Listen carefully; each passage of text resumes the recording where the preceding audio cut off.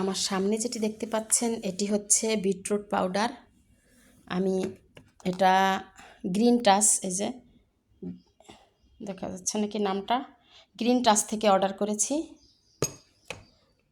এই যে আমি গ্লাসে গুলিয়ে নিয়েছি, এই যে।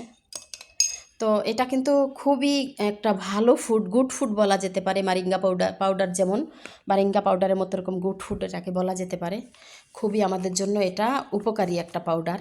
এটা আমরা আমাদের খাদ্য তালিকায় রাখতে পারি। অনেকে আছেন খুব দুর্বল ফিল করেন, এত বেশি ক্লান্ত থাকে যে সব সময় বলতে থাকেন ভালো লাগে না, ভালো লাগে না, এই ধরনের কথা বলতে থাকেন।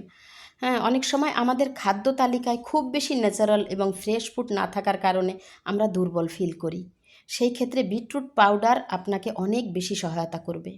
অ্যাটলিস্ট যারা বেশি খেলাধুলা করেন, অনেক কাজ করেন, অনেক লোড নিতে হয়, তাদেরকে বলবো আপনারা খাদ্য তালিকায় বিটরুট পাউডার রাখতে পারেন। এটি যে কোনো টাইমে এক গ্লাস পানিতে দিয়ে গুলিয়ে খেয়ে নিতে পারেন।